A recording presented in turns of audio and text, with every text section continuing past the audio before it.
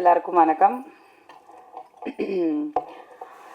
As usual எப்போவுமே உங்களை பார்க்கும்போது ஒரு புத்துணர்வு, ஒரு எனர்ஜி வரும். அந்த எனர்ஜி வந்து இன்னைக்கு ரொம்ப ஸ்ட்ராங்காக இருக்குது. Thank you for that. And first of all I would like to congratulate and wish all the best to Vijay, Satya and A. Venkatesh sir and team Amrish. அவர் தான் நிறைய நடிச்சிருக்காரு இந்த படத்தில். ஆக்சுவலி நான் அம்ரிஷை வந்து எந்த சோஷியல் இவெண்ட்ஸ்லேயும் சினிமா இவெண்ட்ஸில் நான் பார்த்ததில்லை. நான் actually I not seen him.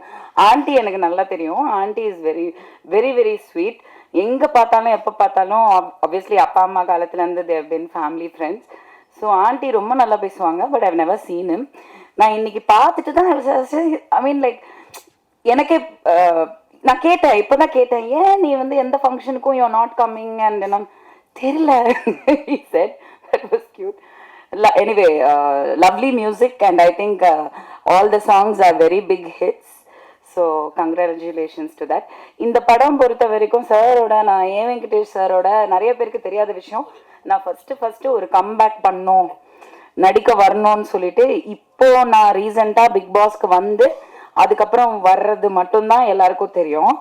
ஆனால் ஆக்சுவலி ஒரு 10 வருஷத்துக்கு முன்னாடி நான் ஃபஸ்ட்டு வந்து என்னோட பாப்பா ஜெயனிதா பிறந்ததுக்கு அப்புறம் எங்கள் அப்பாவோட சண்டை எல்லாம் நடந்தது. அப்போ தான் நான் ஃபேமஸான மீடியாவில் திரும்பி அந்த டைமில் வந்து நான் பயங்கரமாக இழைச்சேன். And I wanted to come back in films. I thought why not அப்படின்னு சொல்லிட்டு ஒரு ஐடியா இருந்தது. அப்போ வந்து ஏ வெங்கடேஷ் சார் தான் ஆக்சுவலி ஃபஸ்ட்டு வாய்ப்பு எனக்கு கொடுத்தாரு. சும்மா நச்சுன்னு இருக்கு, பிரிட்டோ சாரோட தயாரிப்பில் வந்து சும்மா நச்சுன்னு இருக்குன்ற படம், நகுலோட அந்த ஒரு படம் நான் பண்ணிட்டு again I just I took a back seat. I think that was அந்த நேரம் என்னோட டைம் இல்லை. I didn't want to continue. But சாரோட நான் ஃபர்ஸ்ட் டைம் ஒர்க் பண்ணேன். Seriously I'm telling you, I has been like, நான் சொல்கிறது வந்து 2010-11 நினைக்கிறேன். அந்த டைம்லேருந்து சார் வந்து நான் வந்து டைரக்டர் பி வாசு கிட்ட வந்து அசிஸ்டண்ட்டாக ஒர்க் பண்ண ஒரு ஆள். ஸோ ஒரு 10 படம் நான் வந்து ஒர்க் பண்ணியிருக்கேன் அவரோட. ஸோ அவரோட ஸ்பீடு, அவரோட அந்த தாட் ப்ராசஸ், அவரோட அந்த போல்டான ஒரு டெசிஷன்ஸ், அவரோட பெர்ஃபார்மன்ஸு, நான் வந்து ஒரு ரசிகையாக பார்த்துருக்கேன் டைரக்டரை. என்னோட குரு, அவரை பார்த்து நான் வளர்ந்துருக்கேன், ஒரு ஆர்டிஸ்டாக வளர்ந்துருக்கேன். இன்னைக்கு எனக்கு பெர்ஃபார்ம் பண்ண முடியுது அப்படின்னா ஐ திங்க் டெஃபினெட்லி ஒரு டைரக்டர் லைக் பி வாசு கிட்ட ஒர்க் பண்ணது மட்டும்தான். நான் 4 படம் பண்ணேன். அந்த படத்தோட நான் அவ்வளோதான், I got married and settle down. But அந்த 4 படத்தை விட நான் ஒரு அசிஸ்டன்ட் டைரக்டராக ஒர்க் பண்ணது தான் இன்னைக்கும் எனக்கு சினிமாவுக்கு, ப்ரொடக்ஷனுக்கு, எல்லாத்துக்குமே ஹெல்ப் ஆகுது. அந்த விதத்தில் அந்த வரிசையில் பார்க்கும்போது KS ரவிக்குமார் சார், யூனோ தேர் சில டைரக்டர்ஸ் வந்து ஒரு ஹீரோவை விட ஒரு ஜாஸ்தி ஒரு பர்சோனா, ஒரு அவங்கக்குள்ள ஒரு தேஜஸ், அவங்கக்குள்ள ஒரு ஸ்பீடு, ஒரு நம்ம ரசிப்போம், ஒரு ஆர்டிஸ்டாக ரசிப்போம் இந்த டைரக்டரை. அந்த மாதிரி நான் ஒர்க் பண்ணதில் வந்து A Venkatesh sir is one of the ace directors. ரொம்ப அடக்கமான ஒரு you know down to earth person. யாருமே வந்து அவர் பந்தாவே பண்ணிக்க மாட்டாரு. அவர் அவ்வளோ ஸ்வீட். த்ரூ த இயர்ஸ் நான் இப்போ ஒரு 4 படம் ஒர்க் பண்ணிட்டேன் அவரோட. அண்ட் அவர் இந்த படத்துக்கு கூப்பிட்டப்போ ஒரு 2 days ஆக்சுவலி என்ன ஆச்சுன்னா, இங்கே இருக்க தேன்மொழி என்னோட ஆக்ட்ரஸ், அவங்க மூலியமா தான் இந்த மாதிரி ஒரு படம் எடுக்கிறாங்க. சார் வந்து என்ன கேட்டாரு, ஒரு 2-3 days தான் ஒர்க்கு, பட் ஒரு நல்ல ரோலு அப்படின்னு சொன்னாங்க. அப்புறம் எனக்கு காலே வரல. சம்திங் ஹேப்பன், யாரோ நடுவில் வந்து கேம் விளையாடிட்டாங்க ஆஸ் யூஷுவல். எனக்கு கால் வரல. எனக்கு வந்து சார் படம்னோன்னா நான் யாருக்கும் அந்த மாதிரி கால் பண்ண மாட்டேன். சார் படம்னோன்னா நான் வந்துட்டு நம்பர் வாங்கி ஸ்பெசிஃபிக்காக சாருக்கு கால் பண்ணேன். நான் சொன்னேன், சார் என்ன சார் நீங்கள் ஏதோ இந்த ஒரு கேரக்டர் ஏதோ நீங்கள் சொன்னீங்களா, அதுக்கப்புறம் என்னாச்சு சார்னோன்னா அவருக்கே தெரியல. அவர் சொன்னார், ஏமா உங்களை அப்ரோச் பண்ணாங்களாமே, நீங்கள் ரொம்ப பணம் கேட்டீங்களாமே. நான் சொன்னேன், சார் என்னை பற்றி கொஞ்சம் விசாரிச்சுட்டு பேசுங்க, நான் வந்து நிறைய பணம் கேட்டேன்னு சொன்னால் தயவு செஞ்சு நம்பாதீங்க அப்படின்னு. அப்படியா, சரி ஓகே நான் பேசுகிறேன். நான் சொன்னேன், சார் நீங்கள் எதுவுமே பேசாதீங்க, எப்போ ஷூட்டிங், எங்கள் லொக்கேஷன் மட்டும் சொல்லுங்கள், நீங்கள் என்ன கொடுத்தாலும் நான் வாங்கிக்கிறேன். ஆனால் உங்கள் படத்தில் நீங்கள் அந்த கேரக்டருக்கு கூப்பிட்டுட்டு நான் வராமல் இருக்க மாட்டேன் அப்படி சொல்லி நானா லொக்கேஷன் போய் ஒர்க் பண்ண ஒரு படம்னா அது தில் ராஜா தான். அப்போ வந்து ஆக்சுவலி நான் how to call you Sathya ஒன்லினோ விஜய் சத்யா. ஸோ சத்யாவை நான் பார்த்தப்போ நான் ஏதோ இவர் டைரக்டர்ஸை சொன்ன மாதிரி நான் சொன்னேன், நான் நினைச்சேன் ஏதோ எனக்கு சிம்ரனோட ஹஸ்பண்ட் ஞாபகம் வந்தது. ஆக்சுவலி தீபக் தான் ஞாபகம் வந்தது. ஆக்சுவலி ஒரு younger version of Deepak really because அப்போத்துல இருந்து நான் பாக்குறதுனால எனக்கு ஏதோ ஹிந்திக்கார பையன் போல இருக்கு ஓகே அப்படின்னு நினைச்சேன். பார்த்தா கோயம்புத்தூர் ஊட்டி ஊட்டி பக்கா தமிழ். அந்த கலர்லாம் வந்துட்டு ஊட்டியோட அந்த இதனால வந்து colour. But very very very well behaved and very decent gentleman. அங்க ஸ்பாட்லயே எனக்கு தெரிஞ்சது his education, his knowledge and passion for cinema. Seriously இந்த விஷயம் நான் சொல்லி ஆகணும். இன்னைக்கு நான் ஒரு ப்ரொடியூசர், நானும் நான் வந்து Vanitha film productions. MGR Sivaji Rajini Kamal was my 4th film. இப்போ ஒரு 5th ப்ரொடக்ஷன் போயிட்டு இருக்கு. அந்த படம் வந்து கூடிய விரைவில் அக்டோபர்ல வந்து அனௌன்ஸ்மெண்ட் வரும். உங்களை எல்லாரையும் அழைக்கணும். அது நான் அதனால அதை பத்தி அதிகமா பேசல. பட் அதுல ஒரு சின்ன சஸ்பென்ஸ் இருக்கு. அது இத்தனை நாள் நான் சொல்லல. Because of time is almost close and இந்த மாதிரி பிரச்சனைகள் ஃபேஸ் பண்றதுனால நான் வந்து இன்னைக்கு அதை பத்தி பேசி ஆகணும். நான் ஃபர்ஸ்ட் டைம் நான் நினைச்சே பார்க்கல. இத்தனை வருஷம் கழிச்சு நான் ஒரு அசிஸ்டன்ட் டைரக்டரா ஒர்க் பண்ணது உண்மைதான். அது பேஷன், கத்துக்கணும் சினிமா, அவ்வளவுதான். தவிர இன்னைக்கு நான் வந்து ஒரு டைரக்டரா பரிமாணம் எடுக்கிறேன் இந்த படத்து மூலியமா. Production number 5. இந்த படத்துல வந்து நான் ஃபேஸ் பண்ணது ஒரு டைரக்டரா, ஜோவிகா தான் ப்ரொடியூசர். ஸோ உங்களுக்கு புரியுதான்னு தெரியல. ஆனா ஒரு ஃபர்ஸ்ட் படத்திலே வந்து எவ்வளோ சினிமாவை பத்தி கத்துக்க முடியுமோ. ஏன்னா அந்த படத்துல வந்து ஒரு 27-28 ஆர்டிஸ்ட் இருக்காங்க. எல்லாருமே சீனியர் ஆர்டிஸ்ட், எல்லாருமே பெர்ஃபார்மர்ஸ், எல்லாருமே ஃபேமஸ் ஆர்டிஸ்ட். இத்தனை பேரை வச்சு நாங்கள் தாய்லாண்டில் ஒரு 70% கம்ப்ளீட் பண்ணி, இங்கே வந்து ஒரு 30% கம்ப்ளீட் பண்ணி இப்போ போஸ்ட் ப்ரொடக்ஷன் போயிட்டு இருக்கு. வித் காட்ஸ் கிரேஸ் படம் முடிஞ்சது. ஆனால் ஒரு ஹீரோவோட சப்போர்ட் வந்து இந்த அளவுக்கு இருக்கணுங்க. Seriously I have to tell you. ஏன்னா நான் பார்த்தப்போ வெறும் ஹீரோவா தான் பார்த்தேன். ஆனால் இந்த படத்தில் இன்னைக்கு ப்ரொடியூசரை தாண்டி வந்து நின்று ஒரு படத்தை வந்து நம்ம கொண்டு வரணும், இவ்வளோ எஃபர்ட் போட்டாச்சு, அதை கொண்டு வரணும், ரிலீஸ்க்கு கொண்டு வரணும். அதுக்கான என்னெல்லாம் பண்ண முடியும், யார்கிட்ட எல்லாம் பேச முடியும், என்ன எஃபர்ட் எடுக்க முடியும், அந்த சின்சியரிட்டி அந்த ஜென்யூனிட்டியே வந்து லைஃப்ல வந்து நம்மள வந்து எப்படினாலும் ஜெயிக்க வச்சிரும். அது ரொம்ப முக்கியம் சினிமால. அது இல்லாதனாலதான் சினிமா அழிஞ்சிட்டு இருக்கு. பட் என்னன்னா இது எப்பவுமே நீடிக்கணும். சத்யா கரெக்டா? இவங்க பாம்பேல இருந்து வந்திருக்காங்க. She is Kannika. Hi, thank you for coming from Bombay like a South Indian girl. But remember one thing I'm telling you today, be like this forever. நாளைக்கு உனக்கு மேபி பல கோடி ரூபாய் சம்பளம் கிடைச்சு பெரிய ஹீரோயின் ஆகலாம். ஆனா நீங்க இப்போ what ever you are remain the same.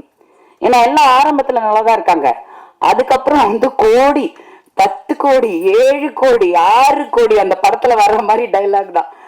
So அந்த விதத்தில் வந்து I wish Sathya all the best. I think he is performed very well and he looks like நிஜமா வந்து ஒரு பெரிய கமர்ஷியல் ஹீரோக்கான ஒரு லுக் கண்டிப்பா இருக்கு. தமிழ் பையங்க சப்போர்ட் பண்ணுங்க. ஹிந்திக்கார பையன் கிடையாது. ஹிந்தி தெரியாது போடாது அந்த மாதிரி. And I thank A Venkatesh sir and Amrish and K Rajan sir. நான் சொன்ன மாதிரி இந்த படத்துல ஹீரோயின் வரல, லேடி ஆர்டிஸ்ட் வரலன்னா ஃபர்ஸ்ட் இவர் வந்துருவார் சார். சப்ஸ்டிடியூட் நீங்க தான் சார். வேற என்ன சார்? யார் சார் அட்ராக்ட் பண்றது ஆடியன்ஸையும் பிரஸ்ஸையும்? ஃபர்ஸ்ட் நீங்க, நெக்ஸ்ட் நான் ஒரு கொசுறு மாதிரி உங்க கூட வருவேன். நடிச்சனோ இல்லையோ நான் அங்க இருப்பேன். ஸோ அந்த விதத்துல நான் எப்பவுமே சொல்லுவேன், ஆடியோ ரிலீஸ் மேட்ஸ் நாங்க எல்லாமே எப்பவுமே ஆடியோ ரிலீஸ்ல மட்டும்தான் சந்திப்போம். இது ஒரு கியூட்டான ஒரு ஸ்டோரியா இருக்கு. ஆக்சுவலி ஒரு நல்ல line. Anyway I wish all the best. September 27 PVR Inox Pictures. It was actually something very intriguing. ஏன்னா PVRங்கிறது it is a very big brand. Inox, in fact I think most of the theaters today is PVR Inox. எல்லாத்துலயுமே அவங்க வந்து they have taken over. So அவ்வளோ பெரிய brand வந்து இந்த படத்தை release பண்ணதுன்னா, நான் படம் பார்க்கல பட் டப்பிங் பண்ணேன். So I seen the gist of the film and நாங்கள் ஒர்க் பண்ணும் போது கிளைமேக்ஸ்ல நடந்தது. ஸோ அப்படி இருக்கும்போது இவ்வளோ பெரிய பிராண்ட் வந்து ஒரு படத்தை ரிலீஸ்க்கு கொண்டு வராங்க அவங்க தியேட்டர்ஸ்லனா கண்டிப்பா அதுல வந்து there is definitely stuff in it. 100% தியேட்டர்ஸ்ல போய் பாப்கார்ன் வாங்கிட்டு படம் பார்ப்போம். And I wish the team all the best. Thank you. Really bad of you all. I was actually thinking, what will I say? Okay, so first of all, namaskar. Good evening, everybody. And it's really, really exciting to be here. Thank you. Vanakkam. So, yeah. It's really nice and exciting to be here. I was actually sitting there and preparing, okay, if they'll call me, what will I say? Because I actually didn't understand one single word you all were speaking, and I was like, yeah, oh, they all are praising also, and Sir has spoken a lot. I was like, oh, what all has he mentioned? But again, so we are here to give a major shout out to Dil Raja, Mr. Vijay Satya, Mr. A. Venkatesh, the entire team, and I can already see that the movie has great potential because the people in it are amazing, superbly talented. The songs we have seen are already trending. So let's give it a shout out, and this night is about this only. And yeah, all the best. Thank you so much for having me.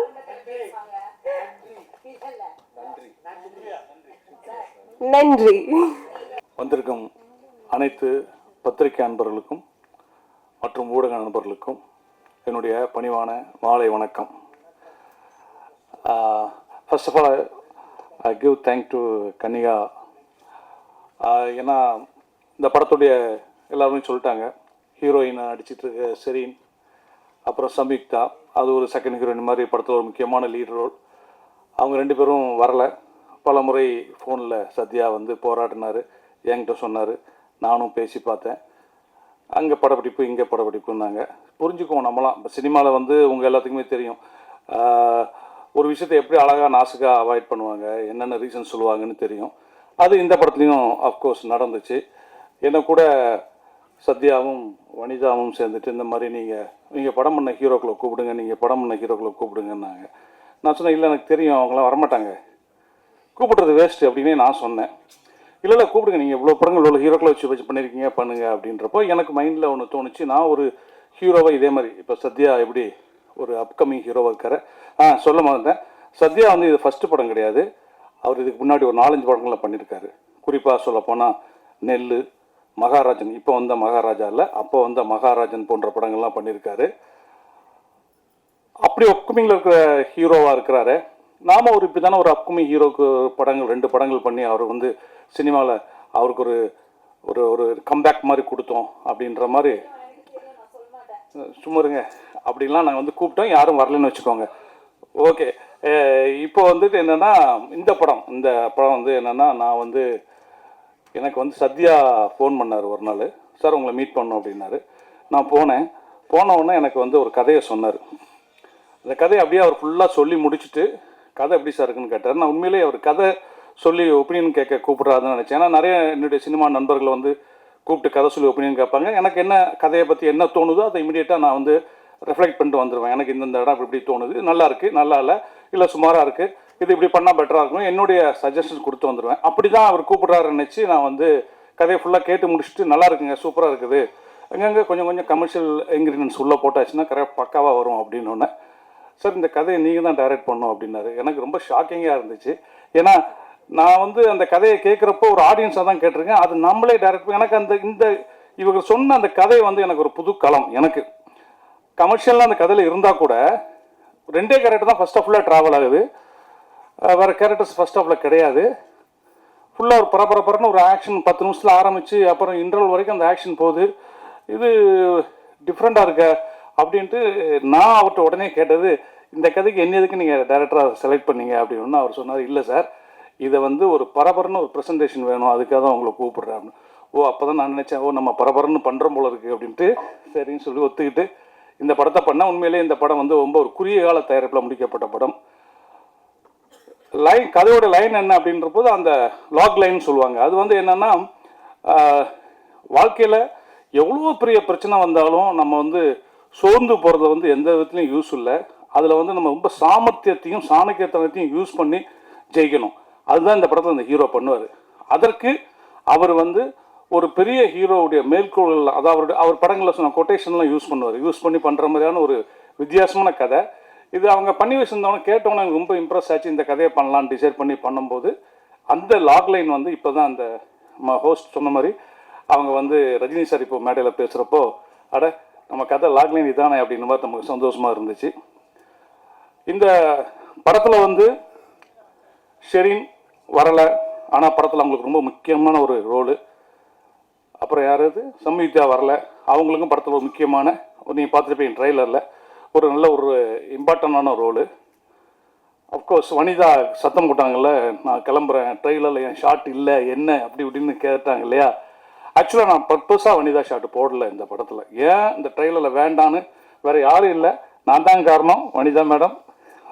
நான் எதுக்கு வேண்டான்னு சொன்னேன்னா, இந்த படத்தில் அவங்க பண்ணியிருக்க character வந்து ரொம்ப ஒரு இந்த கேரக்டர் என்ன பண்ண போகுது அப்படின்னு ஒரு கியூரியாசிட்டி கிளப்பிக்கிட்டே இருக்கும் படத்தில். முக்கியமான நேரத்தில் அது ஒரு முக்கியமான விஷயத்த கோட்டை விட்டுருவாங்க. அதுலேருந்து தான் படம் கிளைமாக்ஸ் டேக் அப் ஆகும். இந்த கேரக்டர் தெரிய வேண்டாம் படத்தில், இவங்க இருக்காங்கன்னே தெரிய வேண்டாம் அப்படின்னு சொன்னோம். இன்ஃபேக்ட் சொல்லப்போனால் நான் அந்த ஆடியோ ஃபங்க்ஷனுக்கு ஹீரோயின்ஸ் 2 பேர் வந்திருந்தாங்கன்னா வனிதாவை கூப்பிட்டுருக்கே மாட்டேன். இந்த படத்தில் அவங்க இல்லைன்ற மாதிரியே வச்சுக்கோன்னு தான் நினச்சிக்கிட்டு இருந்தேன். பட் அன்ஃபார்ச்சுனேட்லி கூப்பிட வேண்டிய சூழல் வந்துச்சு, ஏன்னா வேறு ஆர்டிஸ்ட் இல்லைன்னு. அப்புறம் வந்து இவர் நெக்ஸ்ட் படம் ஹெர்குலஸ்னு படம் பண்ணுறாரு. அந்த படத்தில் வந்து புக்காக இருக்கிற ஹீரோயின் வந்து கன்னிகாமன். அந்த காலத்தில் ஜீனத்தம்மன் சொல்லுவோம்ல, அதுதான் கன்னிகாமன். அப்போ வந்து அவங்க வந்து ஃபங்க்ஷனுக்கு வந்தது எனக்கு ரொம்ப தேங்க்ஸ், ரொம்ப சந்தோஷம். தேங்க்யூ கனியா. இந்த படத்தை பற்றி இன்னும் நம்ம நிறைய பேசுகிறத விட முக்கியமாக அந்த படத்துடைய மியூசிக் பற்றி சொல்லணும். அமரீஷ் கிட்டத்தட்ட எனக்கு அவங்க சண்டே நடக்கும், நான் எந்திரிச்சுலாம் போயிருக்கேன் அவர் ஸ்டூடியோலேருந்து எழுந்திரிச்சு. அவர் வந்து இருங்க ஏங்க பண்ணலாங்க அப்படிம்பாரு. அப்படி நல்ல சாங்ஸ் எனக்கு போட்டு கொடுத்தாரு. ரீரிகார்டிங்கும் ரொம்ப அருமையாக அந்த படத்துக்கு ரீரிகார்டிங் பண்ணியிருந்தார். நீங்கள் ட்ரெய்லரில் பார்த்துருப்பீங்க, ஒரு ஃப்ளூட்டில் ஆக்ஷன் ட்ரெய்லருக்கு ஒரு ஃப்ளூட் பிட் வருதுங்கிறது வந்து ரொம்ப எனக்கு போட்டு காமிச்சோன்னா ரொம்ப பிடிச்சிருந்துச்சு அந்த தீம் அவருக்கு. அப்படியே ரொம்ப மியூசிக்கு வந்து மெனக்கெட்டுருக்காரு. இன்னும் சொல்லப்போனால் அந்த சாங் அவர் ஆடும்போதே நான் சொன்னேன், இந்த சாங் நீங்கள் தாங்க பேசப்படுற ஆளாக இருக்கும்னு சத்யா வைக்கும்போதே சொன்னேன். ஒரு நல்ல நடிகரும் கூட அவர். ஃப்யூச்சரில் டைரக்டர்ஸ் அவரை யூஸ் பண்ணிக்குவாங்க. அப்புறம் அவர் திருமலை அவர்கள் சொன்ன மாதிரி இன்றைக்கி சினிமா வந்து எல்லாருக்குமே தெரியும். இன்றைக்கி ஒரு வாரத்துக்கு எப்படி பார்த்தாலும் 5-6 படம் வருது. இன்னும் நான் கூட நேற்று கூட இவர்கிட்ட கேட்டேன், நம்ம ஹீரோட்ட, சத்யா 27 நிறைய படங்கள்லாம் வருது, நம்ம ஒன்று கொஞ்சம் தள்ளலாமா, ப்ரெஸ் மீட்டை வேணால் நீங்கள் கேன்சல் பண்ணலாமாலாம் நேற்று நான் கேட்டேன். அவர் வந்து எனக்கு ஒரு எஸ்எம்எஸ் அனுப்பியிருந்தார். சார் 300% இந்த படத்துக்கு நான் என்னுடைய எஃபர்ட்டை போட்டேன் சார், 300% என்னுடைய எஃபர்ட் அந்த படத்துக்கு போட்டேன். அதனால் அந்த படத்தை 27th ரிலீஸ் பண்ணுவோம் சார், ரிசல்ட்டு என்னங்கிறத நம்ம கடவுள் கையில் விட்டுடலாம் அப்படின்னாரு. உண்மையை சொல்லப்போனால் இந்த அப்கமிங்கில் இருக்கிற ஹீரோக்கள் கூட நான் நிறைய படங்கள் பண்ணியிருக்கிறேன். அப்போ அவங்களுக்கு ஒரு ஃபயர் இருக்கும், அந்த ஃபயர் சத்யாட்ட இருக்குது. அந்த வேட்கையும் அதுக்காக அவர் போடுற எஃபர்ட்டு, அவர் பண்ணக்கூடிய ஸ்ட்ரெயின், நைட்லாம் அவர் படுக்க தூங்கும்போது 3 மணி 3:30 மணிக்கெலாம் மெசேஜ் போட்டு படுத்துருக்கிறாரு. அவ்வளோ தூரம் அவர் ஸ்ட்ரெயின் பண்ணியிருக்காரு. தயாரிப்பாளர் வந்து அவருடைய நண்பரும் கூட. இப்படி ஒரு நண்பருக்காக படம் எடுத்திருக்காரு. அதை இயக்க எனக்கு ஒரு வாய்ப்பு கிடைச்சிருக்கு. இந்த படம் சத்யாவை தமிழ் சினிமாவில் அப்படியே இந்த ஒரே படத்தில் தூக்கிட்டு உச்சத்தில் வைக்க வேண்டாம், ஒரு 2 படம் அவருக்கு புக் ஆனால் போதும். இதை பார்த்துட்டு அதுவே எனக்கு கிடைச்ச வெற்றி.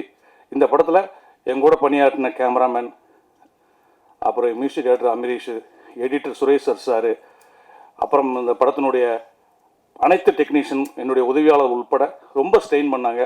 எல்லாருக்கும் இந்த மேடையில் நான் நன்றி கூறிக்கொண்டு, இப்போது வந்து ஒரு படம் ரிலீஸ் ஆகி ஒரு 3-4 டேஸில் வந்து அந்த படத்தினுடைய ரிசல்ட் என்னென்னு தெரிஞ்சிடும், எல்லாருக்குமே தெரிஞ்சிடும்.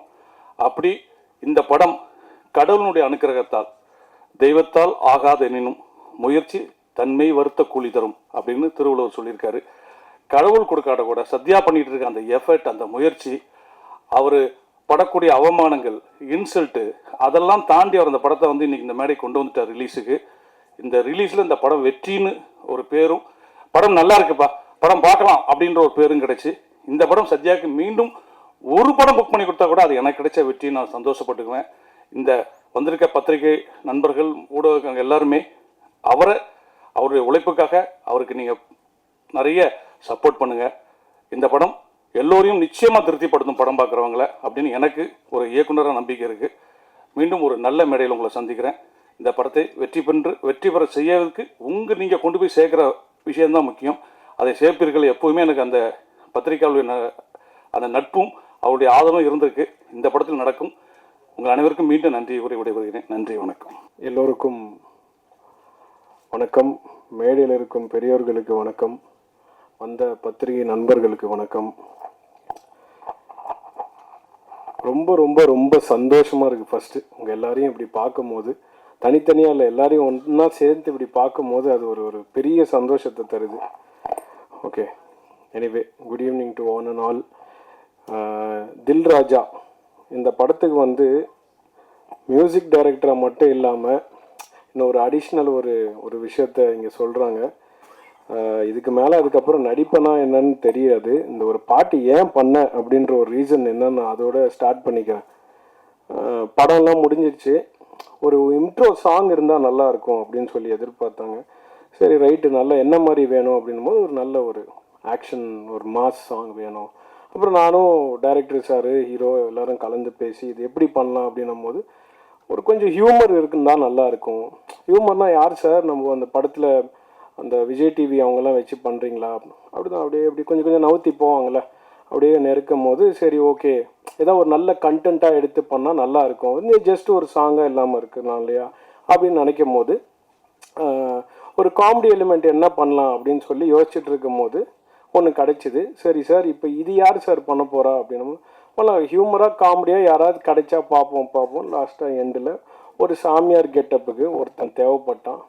அப்புறம் தான் ஃபைனலாக தெரிஞ்சுது அந்த சாமியாரே நான் தான். அப்படி தான் இருக்க போகுதுன்றது ஃபைனலாக எனக்கு புரிஞ்சிருச்சு. ஏன்னா நீங்கள் அப்புறம் சார் சொன்னார், வந்துடுங்க காமெடி பண்ணுறதுக்கு ஆள் வேணும், யாரும் கிடைக்கல, நம்ம தான் இருந்தோம் ஃபைனலாக.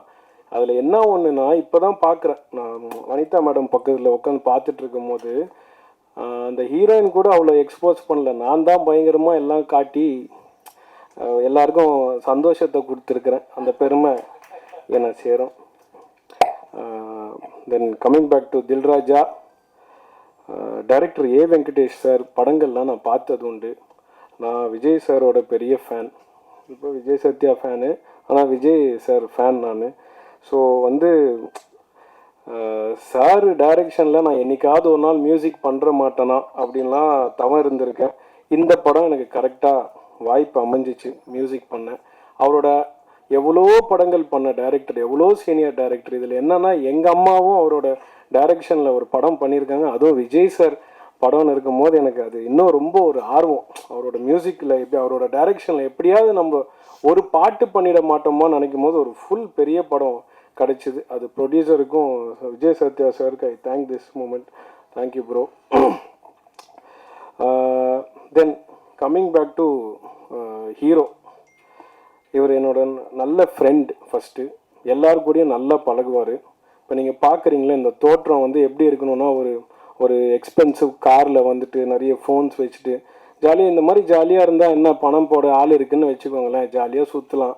அந்த மாதிரிலாம் இல்லை. தான் உடலை வந்து நல்லா வற்புறுத்தி ஒரு 6 பேக்கு 24 பேக்கு எவ்வளோ பேக் தெரியாது இப்போ இருக்குது, இவ்வளோ பேக்கை ரெடி பண்ணி மக்களுக்கு என்டர்டெய்னராக இருக்கணும். ஹீரோவாக நான் கேட்டேன், என்ன bro you want to become, இந்த கேஜிஎஃப்லலாம் வருமே அந்த மாதிரி ஒன்று ஆகணுமா? இல்லை bro, I want to become a nice entertainer to the ஆடியன்ஸ்னாரு. அது இந்த நேரத்தில் உங்கள் எல்லாரையும் வந்து தாழ்மையாக கேட்டுக்கிறேன். அவருக்கு உங்கள் சப்போர்ட்டை கொடுத்து அந்த லிஸ்ட்டில் அவர் அமிச்சிங்கன்னா அவர் இன்னும் உங்களுக்கு இன்னும் பெட்டர்மெண்ட்டு கொடுக்கறதுக்கு கண்டிப்பாக இஸ் த ரைட் பர்சன். நான் இந்த மேடையை எடுத்துக்கிறேன் சொல்கிறதுக்கு. அவருக்குள்ளே நிறைய வழிகள் இருக்குங்க. இப்படி ஸ்டைலாக உட்காந்துருக்கிறது ஓகே, பட் அதெல்லாம் நான் கேட்டேன். இந்த படம் பண்ணுறதுக்கு எனக்கும் ஒரு ரீசன் இருக்கும். சரி, ஒரு பைப்லைனில் ஒரு பெரிய படங்கள் பண்ணிகிட்டு இருக்கும்போது அப்படியே போயிடணும்னு சொல்லி நிறைய பேர் அட்வைஸ் பண்ணுவாங்க. ஆனால் ஒரு நல்ல படத்தில் நம்ம இருக்கோம், அது பெரிய படம் சின்ன படம்னு இல்லை, நல்ல படத்தில் இருக்கும் போது அது ஆட்டோமேட்டிக்காக அவங்க யார் அப்படின்னு சொல்லி தெரியும். அதுவும் எனக்கு இவ்வளோ வருஷத்துக்கு அப்புறம் இந்த மேடையில் ஒரு கிட்டத்தட்ட 2010 நினைக்கிறேன் அம்மா வந்து ஒரு படத்தில் லான்ச் பண்ணாங்க, அதாவது ஹீரோவாக. அதுக்கப்புறம் நினச்சிட்டேன், இனிமேல் இந்த ஃப்ரேம் முன்னாடி வரவே கூடாது. அப்பா எவ்வளோ ஒரு ஸ்ட்ரெஸ்ஸு, எவ்வளோ ஒரு ஸ்ட்ரெயின். நம்ம பேக்லேயே இருந்து ஜாலியாக ஏசியில் ஜாலியாக மியூசிக் பண்ணிவிட்டு இருக்கலாம். கே ராஜன் சார் டைரக்ட் பண்ணி நான் அந்த படத்துக்கு மியூசிக் பண்ணியிருக்கேன்னா அப்போ பார்த்தோம் எவ்வளோ கம்ஃபர்ட்டாக நான் இருந்திருப்பேன்னு. அவரோட பாடல் வரிகளில் கூட நான் மியூசிக் கம்போஸ் பண்ணியிருக்கேன். அவர் எப்பேற்பட்ட ஆள் உங்கள் எல்லாருக்கும் தெரியும் இல்லை? ஏன்னா அது வந்து மை கப் ஆஃப் டீ. நான் வந்து ஸ்டுடியோவில் ஒருத்தரை கன்வின்ஸ் பண்ணி பாட்டை பண்ணி அது வெளியே வரும்போது I have that confidence. But camera முன்னாடி இத்தனை பேர் அங்கே ஷூட்டிங்கில் இருப்பாங்க, நம்ம அதை வந்து உள்வாங்கி அதை வந்து ஒரு ஒரு என்ன சொல்கிறது, ஒரு கடவுளாக பார்த்து பண்ணுறாங்கன்னும் போது இவங்க எல்லாருக்கும் ஒரு ஹேட்ஸ் ஆஃப். அதில் வந்து ஒரு மாற்றமே கிடையாது. இவ்வளோ பெரிய படங்கள் 27th வரும்போது நான் கூட கொஞ்சம், எனக்கு எல்லாருக்கும் இருக்கிற பயம் எனக்கும் இருக்கும். ஏன்னா என் ஃப்ரெண்ட்ஸுக்கெல்லாம் நான் வேறு சோஷியல் மீடியா அவ்வளோ இல்லை, வாட்ஸ்அப் ஸ்டேட்டஸில் வைக்கும்போது என்ன 27th இவ்வளோ படங்கள் வருதா, அது மத்தியில் எப்படி இது அப்படின்னு சொல்லும் போது கண்டிப்பாக அவரோட கான்ஃபிடென்ஸ் ஒன்று இருக்குது. நல்ல படம்னு அவர் நம்புகிறாரு. அந்த நம்பிக்கையை நீங்கள்லாம் நிஜமாக்குவீங்க நான் நம்புகிறேன். ஏன்னா நான் ரீரெக்கார்டிங் பண்ணும்போது நான் பார்த்தேன், படத்தில் ஒரு அவர்ஷனோ ஏன்டா இந்த படத்துக்கு போகிறோம் அப்படின்னு இருக்காது. ஓகே, ஒரு நல்ல படம் பார்த்தோம், ஆஹா ஓஹோ பிளாக் பஸ்டர் பந்து பார் இந்த பாடத்தை அப்படிலாம் எதுவுமே சொல்கிறதுக்கு இல்லை. காமன் மேன் டிஃபிகல்ட்டிஸ் என்ன, ஒரு ஃபேமிலி மேனில் இருக்கிற டிஃபிகல்ட்டிஸ் என்ன தான் படம். ஸோ அந்த மாதிரி படங்கள் கண்டிப்பாக மக்கள் மத்தியில் போகும்ன்றது எனக்கு மிகப்பெரிய நம்பிக்கை இருக்குது. பெரிய படங்கள் பண்ணுறதோட நடுவில் இந்த மாதிரி ஒரு குட்டி படம் போய் வெற்றி ஆகும்போது இல்லை, ப்ரொமோஷனே தேவைப்படல, மவுத் டாக்கே. நேற்று என் ஃப்ரெண்ட்ஸ்லாம் ஒரு படம் இதை பார்த்தியா, அந்த படம் மென்ஷன் பண்ணல நான், ஏன்னா அங்கே இந்த படத்தோட ப்ரொமோஷன் ஆகிடும். அதை போய் பார்த்தியா, அந்த படத்தை பார்த்தியா, எல்லாரும் சொல்கிறாங்க, மவுத் டாக்காக இருக்குது. அப்போ போய் நம்ம பார்க்கும் போது நிஜமா நல்லா இருக்கு, முகங்கள் விடுங்க, ஆனால் அந்த ஹார்ட் ஒர்க். ஸோ அந்த கண்டிப்பாக இந்த படம் ஒரு நல்ல இடத்துக்கு போகுன்றது நம்புகிறேன். அந்த நம்பிக்கையை உங்களோட எல்லாரையும் ஷேர் பண்ணிக்கிறேன். யாருக்காவது இந்த பாட்டு பிடிக்காமல் இருந்தால் மன்னிச்சுக்கோங்க, வேறு வழி இல்லை, வேறு சாமிஜி யாரும் அந்த டைமில் கிடைக்கல, அந்த டைமில் அந்த கரெக்டாக அமைஞ்சுது, என்னை யூஸ் பண்ணிக்கிட்டாங்க, நானும் அதுக்கு போயிட்டேன். So thank you so much. இதுக்கப்புறம் திருப்பி சாமி ரோல்ஸ்லாம் பண்ண மாட்டேன், அவ்வளோதான். இந்த விஜய் சத்யா ப்ரோக்காக இந்த இது பண்ணேன். Bro, you have way to go and you will 100% succeed in this industry because I know the pains. You got this for you to understand what I'm talking to him, because so far I know you didn't understand anything. So please give your support to him. And next movie, I think you're the heroine. I don't know whether I am the music director or not. I'll take your number when I'm going down. That's why I made you to sit there. You did not sit next to me. You wanted to sit next to our hero Vijay Satya. That is his power. புரிஞ்சிச்சா? நர்வாட்டி சொல்லுவா. சரி, அடுத்த படத்தில் நம்ம இருக்கமோ இல்லையோ, நம்ம அந்த side உட்காருமா, நம்ம பேசலாம்னு நினச்சேன்.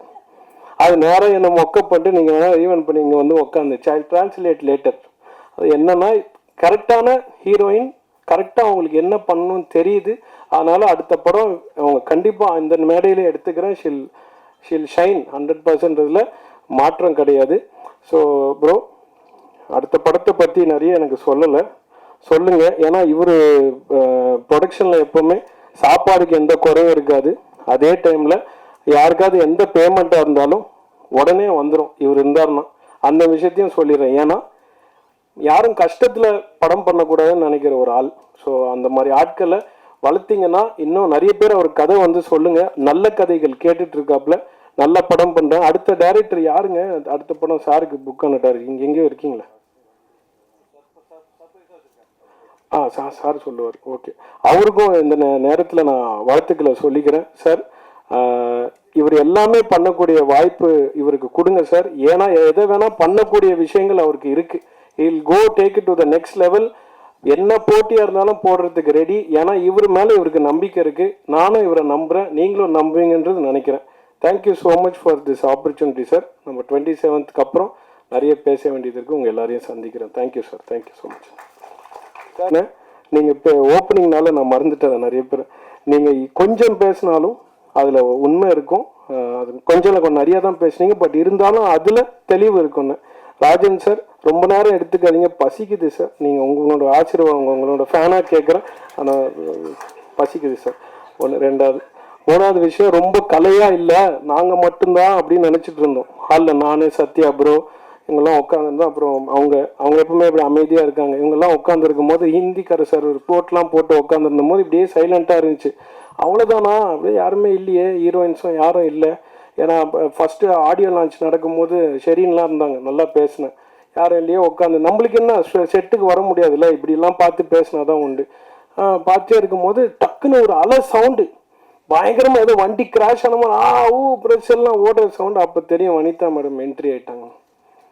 அதனால் ஸோ தேங்க்ஸ். இந்த மேடைக்கு வந்து I take this opportunity and to say this movie is going to be a good entertainer. And sir thanks for choosing me sir. என்னோட கனவு வந்து ஒரு கனவு நினைவாயிடுச்சு சார். சார் நீங்கள் உங்களை விட்டு வர பயமாக இருக்குது சார். நீங்கள் கொண்டு எவ்வளோ நடப்பே எனக்கு தெரியாது சார். இவ்வளோ அழகாக தமிழில் தான் பேசணுன்ற எங்களோட சார் ராஜன் சார் என்ன பாட்டு எழுதியிருந்தார் தெரியுமா? ஊத்து மச்சான் ஊத்து நீ ஓவரா தான் ஊத்து, ஏத்து மச்சான் ஏத்து நீ ஏடா கூடமா ஏத்து அப்படின்னு சொல்லி ஒரு தத்துவ பாடலை. ஏன்னா இப்படி எழுதுவாருன்னு சொல்லிட்டு சும்மா வந்துட்டு இல்லை நீங்கள் நல்லா இருக்க வேண்டும் 4 பேர் மதிக்க வேணாம். யார் இதெல்லாம் கேட்கறதுக்கு ரெடியா இருக்கு சார்? நானே தூங்கிடுவேன். எனக்கும் சொன்னார், அப்படியா உனக்கு என்ன மாதிரி வேணும், அவுத்துடு ஏத்துடு இது மாதிரி வேணுமா? இல்லை சார் இந்த மாதிரி யூத்தா கேட்கணும்னு நான் மிரண்டுட்டேன். ஊத்து மச்சான் ஊத்து நீ ஓவரத்தான் ஊத்துனாரு. நான் மிரண்டேன் சார். அந்த பாட்டு கண்டிப்பா ஒரு நாள் வெளியே வந்து பெரிய தத்துவ பாடலாம் வரணும்னு எல்லாம் வரல இறைவனை வேண்டிக்கிறேன். நன்றி சார். அதான் அது தெரியும், எல்லாரும் தெரியும். ஓகே, அதுக்கு தான் நீ சண்டையை போடுறது. நவீன கால பிரேமானந்தா அருமை தம்பி அம்பரீஷ் அவர்களே,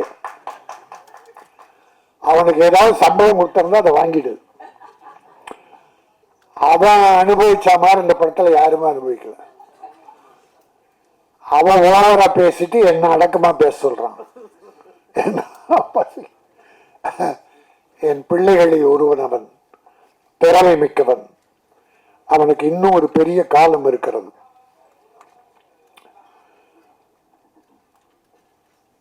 ஹீரோயினி 2 பேரை பத்தி பேசினாங்க. ஒரு ஹீரோயினி நாம எல்லாரும் சேர்த்து சுருட்டி கட்டி பாம்பேக்கு தூக்கி எறிஞ்சிட்டோம்.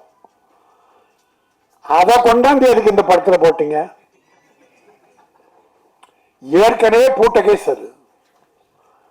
அதை இந்த படத்துல போட்டு அது கூப்பிட்டா வரல, அப்புறம் போன் எடுக்கலன்னா அது வராததுதான் உங்களுக்கு வெற்றி. இன்னும் அது சுமந்தாவோ சமந்தாவோ யார் அது? சம்யுக்தா 2 பேரையும் தமிழ் படத்தை யாரும் போடக்கூடாது.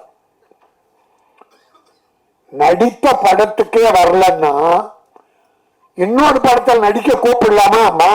மானமுள்ள தமிழன் படம் எடுத்தால், மரியாதை மிக்க தமிழன் படம் எடுத்தால் இந்த 2 பேரை போடவே கூடாது. நான் பார்த்துக்கிறேன். என் சங்கத்தை நான் இப்படி பயன்படுத்த விரும்புத, எல்லாரையும் வளர்த்து விடதான் நான் பாடுறேன். ஆனால் என் ப்ரொடியூசரை, என் விநியோகஸ்தர்களை கெடுக்க நினைப்பவர்கள், வேதனைப்படுத்துபவர்கள் யாரும் வளரக்கூடாது. இதோ ஒரு வடநாட்டு பெண், இந்தி பெண் அடுத்த படத்தில் நடிக்க போகிறார். ஆனால் அவர் அன்பு அழைப்பு ஏற்று, என்ன அம்மன்? கனிகாமன், கனிகாமான், மானை போல மிக அழகிய மகள். You are beautiful. அந்த பொண்ணுக்கு முதல்ல நான் தான் வணக்கம் நன்றி என்ற 2 வார்த்தை சொல்லியிருக்கேன். 2மே தமிழனின் உயிர் வார்த்தைகள். வர்றவங்களுக்கு மரியாதை செலுத்தி வணக்கம், செய்த உதவிகளுக்கு நன்றி சொல்லி கடைசியில் நன்றி. இந்த 2 வார்த்தை நான் முதல்ல சொன்னதுக்கான காரணம், நீ வரும்போது வணக்கத்தோடு தமிழகம் வா. ப்ரொடியூசர்களுக்கு நம்பிக்கையோடு நடந்து கொள். அவர்களால் உயரு, அவர்களுக்கு நன்றியோடு இரு. இதற்காக வணக்கம் நன்றி அந்த மானுக்கு சொல்லிக் கொடுத்தேன்.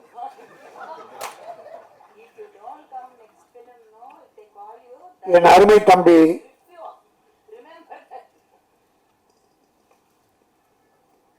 திருமலை எடுத்த உடனே வேதனை குரலை கொட்டி தீர்த்தான். ப்ரொடியூசர் இவ்வளவு கஷ்டப்படுறாங்க, காலம்லாம் கட்டிக்கிட்டு இருக்குமே, எவன் கேட்கிறான்? ப்ரொடியூசர் கேட்கிறானா? யாரையோ குறை சொல்றான், ப்ரொடியூசர் கேட்கிறானா? ஒரு படம் புதுமுகமா போட்டு படம் எடுத்து டைரக்டருடைய திறமையால் அந்த படம் அதை ரிலீஸ் பண்றதுக்கு 1 வருஷம் 2 வருஷம் காத்திருந்து இருந்த 1-2 நகைகளை வித்து, வீடை வித்து எப்படியோ ப்ரொடியூசர் ரிலீஸ் பண்ணிட்டா அந்த படம் டைரக்டர் திறமையாக வெற்றி பெற்று. ஆனால் போற ப்ரொடியூசர் போற ஹீரோ கிட்ட போறான். அவன் இதுக்கு முன்னால ப்ரொடியூசருக்கு என்ன வேதனை கொடுத்தான், என்ன துரோகம் பண்ணான், அது என் ப்ரொடியூசர் தெரிய பார்க்கறது இல்லை. ஹீரோக்களுடைய ஹிஸ்டரியை தெரிஞ்சுங்க. ப்ரொடியூசரை வாழ வச்சிருக்கானா அழிச்சிருக்கானா என்பதை தெரிந்து கொண்டு அவனை வளர விடுங்கள். நன்றி மறந்தவர்கள் நிறைய பேர், எல்லாரையும் சொல்லல, எல்லா நடிகர்களையும் சொல்லல, நன்றி உள்ளவர்கள் இருக்கிறார்கள். தன்னை வளர்த்து விட்ட ப்ரொடியூசர் உன்னை ஹீரோவை போடும்போது கார்ல வந்திருப்பான் கோயம்புத்தூர்ல இருந்து, படம் எடுத்து ரிலீஸ் பண்ணிட்டு சென்னையில இருந்து பஸ்ல போவான், காரு பங்களா எல்லாம் வித்துட்டு. நீ கார்ல போற, ஒரு நன்றி வேண்டாமா? கை நீட்டி சம்பளம் பெற்றோமே, அந்த தயாரிப்பாளர் பஸ்லயே நடந்து போறாரு. முடிந்த உதவிகளை இல்லை இன்னொரு தேதி கொடுத்து அவரை தூக்கி விடுவோம் என்று யாராவது நினைக்கிறார்களா? அப்படி நினைத்தால் அவர்கள் நான் வணங்கும் தெய்வம். உதவி செய்ய வேண்டும், அதுதான் மனித தன்மை. இந்த படத்தில் 2 பாடல்கள் 3 பாடு 2 பாட்டு கேட்டா ரொம்ப நல்லா, ரொம்ப நல்லா. அவன் திறமை எனக்கு தெரியும், அம்பரீஷுடைய திறமை எனக்கு தெரியும். இன்னும் நேரம் இன்னும் வருது, வரும். ட்ரெய்லர், பியூட்டிஃபுல் ட்ரெய்லர், அற்புதமா இருந்தது. வெங்கடேஷ் ஒரு கமர்ஷியல் டைரக்டர், அவர் 32 நாள்ல இந்த படத்தை முடிச்சிருக்காரு. வாழ்த்துக்கள் வெங்கடேஷ். ப்ரொடியூசர், சின்ன ப்ரொடியூசருக்கெல்லாம் இப்படிப்பட்ட இயக்குனர் வேண்டும். தயாரிப்பாளரின் மன வேதனை புரிந்தவன் இயக்குனர் ஆனால் ப்ரொடியூசரும் வளருவான், இயக்குனர் வளரும். இவங்க 2 பேரையும் கஷ்டத்தை உணர்ந்த நடிகையும் வளருவான். ஆகவே இந்த படம் எனக்கு மிகப்பெரிய திருப்தி, மிகப்பெரிய மகிழ்ச்சி. இது வெற்றி பெறும்.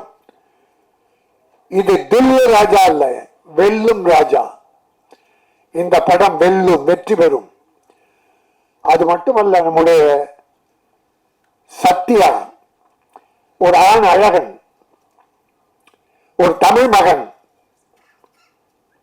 ஊட்டியிலே பிறந்த குழுகுழு வாசத்திலே பிறந்த ஒரு அருமையான மனம் படைத்தவன். உடற்கட்டுகளை அற்புதமாக வைத்து ஒழுக்க நெறியோடு வாழ்ந்து கொண்டிருக்கிற ஒரு நல்ல மனம். அவனுடைய ஃபேமிலி, அப்பா ராணுவ அதிகாரி. இந்த தேசத்துக்காக தன்னை தியாகம் செய்து கொள்கிற அந்த அர்ப்பணிப்பு தன்மை உள்ள ஒரு அற்புதமான அப்பாவுக்கு பிறந்தவன். நல்ல குடும்பம், அற்புதமான குடும்பம்.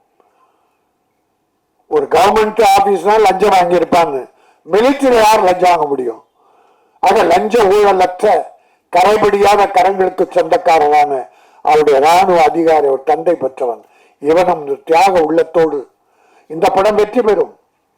நீ வளருவாய், உன் பின்னால் பல தயாரிப்பாளர் வருவார்கள். தயாரிப்பாளருக்கு மரியாதை கொடுத்து நடந்து கொள். எல்லாரும் எம்ஜிஆர் போல வரணும், எம்ஜிஆர் போல வரணுங்கிறான். எடுத்த உடனே எம்ஜிஆர் போல சீஃப் மினிஸ்டர் ஆயிடணுன்றான். எம்ஜிஆர் எடுத்த உடனே சீஃப் மினிஸ்டர் ஆனாரா? அவர் வாழ்க்கை வரலாறு எந்த நடிக்கிறாலும் தெரியுமா? அவர் பட்ட கஷ்டம் தெரியுமா? சாப்பாட்டுக்கு வழி இல்லாம சத்யா அம்மா, இதை இவனுடைய பெயரை கொண்ட அவங்க அம்மா சத்யா, அந்த அம்மா 2 பிள்ளைகளை வைத்துக் கொண்டு சாப்பாட்டுக்கு வழி இல்லாம அழுதுகிட்டு இருக்கும் போது பக்கத்து வீட்டில் இருக்கிற ஒரு அம்மா நொய்ய கஞ்சிக்கும் நொய் கொண்டு வந்து கொடுத்து அந்த நொய்யை கஞ்சியா காய்ச்சி 2 குழந்தைகளுக்கு கொடுத்தாங்க. அப்படியெல்லாம் பிள்ளைகளை வளர்த்ததால் தான் எம்ஜிஆர் ஏழைகள் மீது இரக்கம் கொண்டார். நாம் பட்ட பட்டினி யாரும் படக்கூடாது என்றார். அவர் எடுத்த உடனே சீஃப் மினிஸ்டர் விரும்பல. இப்ப பல பேர் பிள்ளைகளை நீ டாக்டரா வரணும், நீ வக்கீலா வரணும், இன்ஜினியரா வரணும், டேய் மனுஷனா வரணும்னு முதல்ல கற்றுக் கொடுறா. டாக்டர்லாம் வரட்டும் அப்புறம். அது போல நடிகனே நீ சீஃப் மினிஸ்டர் வரணும்னு நினைக்கிறது எம்ஜிஆரை பார்த்து. அவர் ஆரம்ப காலத்தை பட்ட கஷ்டத்தை யாராவது பட்டிருக்கிறீர்களா? அவர் எத்தனை ப்ரொடியூசரை கைதூக்கி விட்டார் தெரியுமா உங்களுக்கு? எத்தனை ஏழைகளை, எத்தனை தாய்மார்களை அள்ளி கொடுத்தார் தெரியுமா? அது தெரிஞ்சுக்காம உடனே வாங்க அரசியலுக்கு வாங்க, நான் இல்லைன்னு சொல்ல. அதில் நான் குறை சொல்லலை, அதை யாரையும் குறை சொல்ல, அந்த உரிமை எல்லாருக்கும் உண்டு. ஆனால் எம்ஜிஆர் பேர் சொல்லிட்டு வராத, நீயாவா? ஏன்னா எம்ஜிஆர்னா அதுல ஒரு 25% நல்லது பண்ணிருக்கணும், ஏழைகளை காப்பாத்திருக்கணும். அவ்வளோ சேர்த்தாரு, அவ்வளோ அள்ளி கொடுத்தாரு. மிஞ்சி இருந்தது யாருகிட்ட கொடுத்தார்? அந்த ராமாவரம் தோட்டம் காது காலாரோ வாய் பேசாதவருக்கு, அந்த ஜானகி அம்மாள் காலேஜ் எல்லாரும் ஏழை கொடுத்தாரு. ஒரு காசு எடுத்துட்டு போல. அதனால அந்த உள்ளத்தில் கொஞ்சம் நான் ஏன் இதை சொல்கிறேன் என்றால், சத்யா நீ எதிர்காலம் உனக்கு நன்றாக இருக்கிறது. எம்ஜிஆர் பார்த்தீங்கன்னா அப்படி இருந்தா கூட அந்த சிரிப்பு சிந்திக்கிட்டே இருக்கும், சிரிப்பு சிந்திக்கிட்டே இருக்கும். சும்மா அப்படி சிரிச்சுக்கிட்டே இருக்கான் அவர். எந்த போட்டோ பாருங்க, நான் நேரில் பார்த்துருக்கேன் அவர்கிட்ட.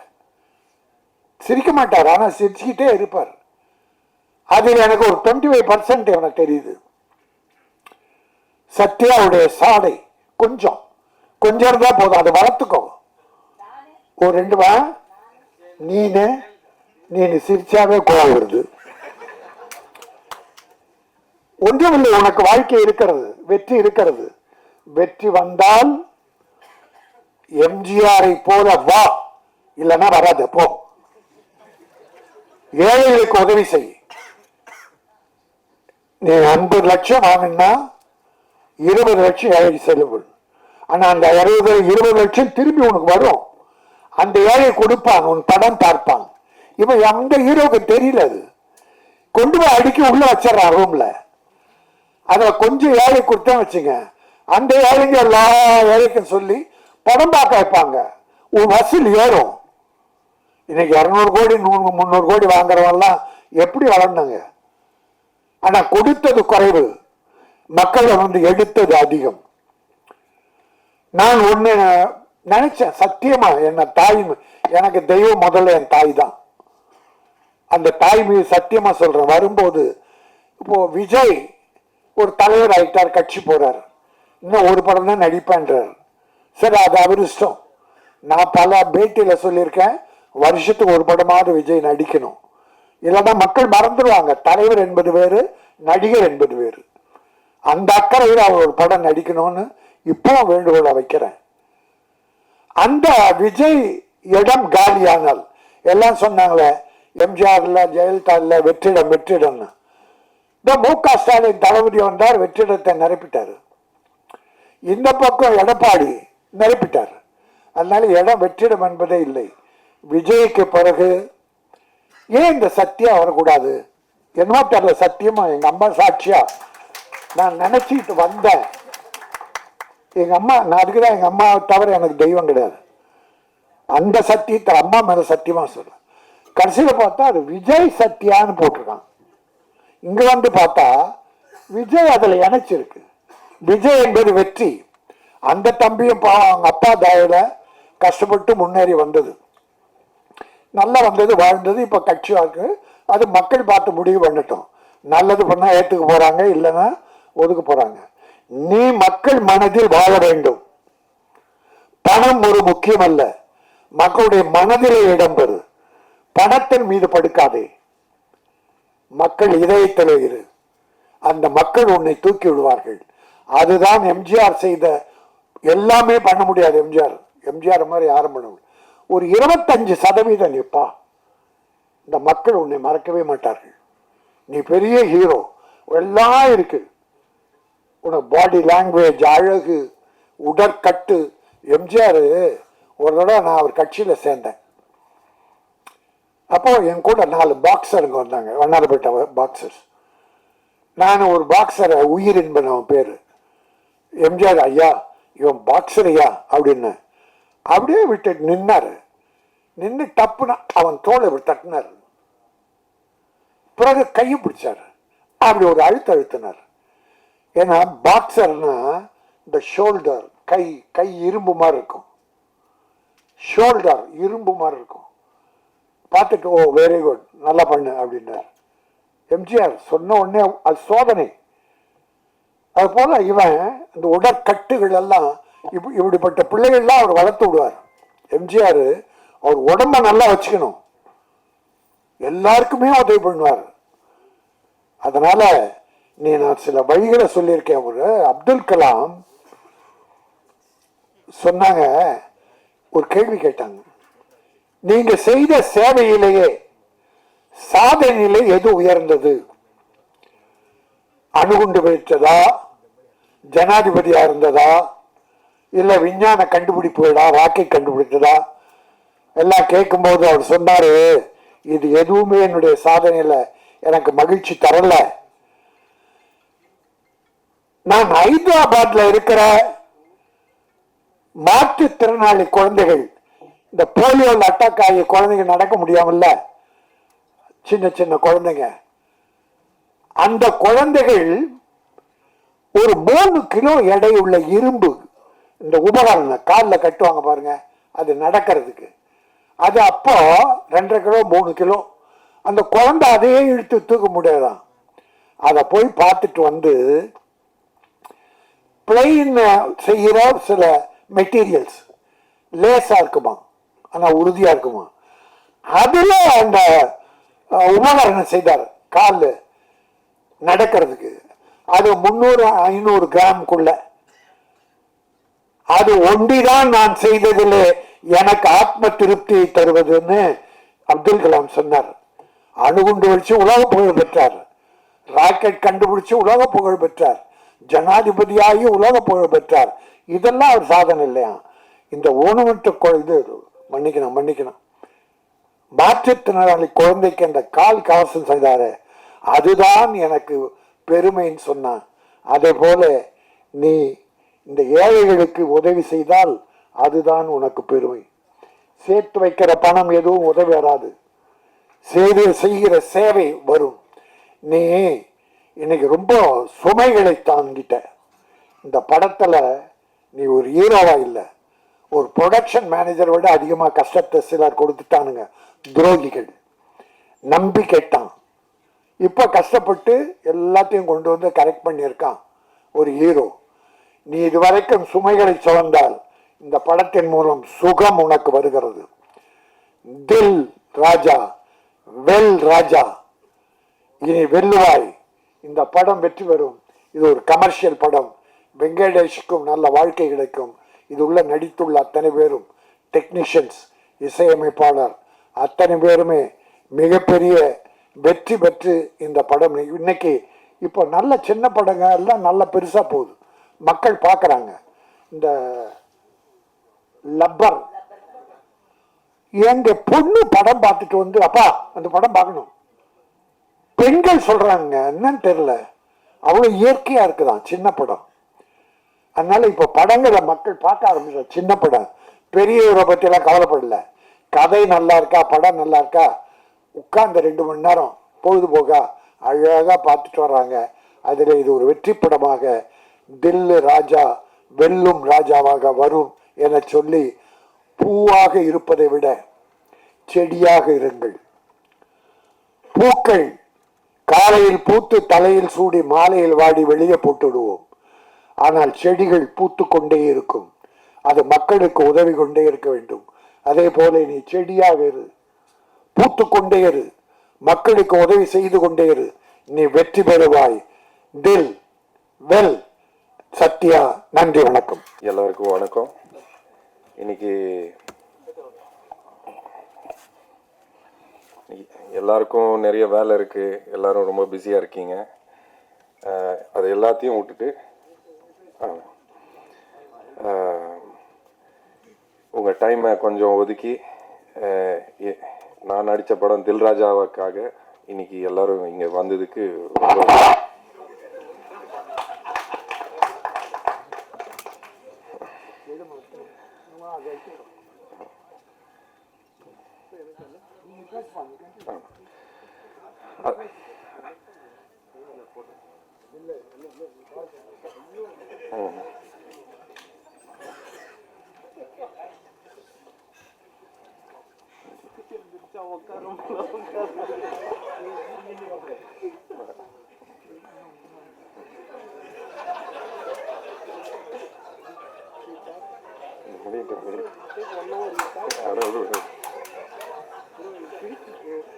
பேசிட்டு பரவாயில்ல.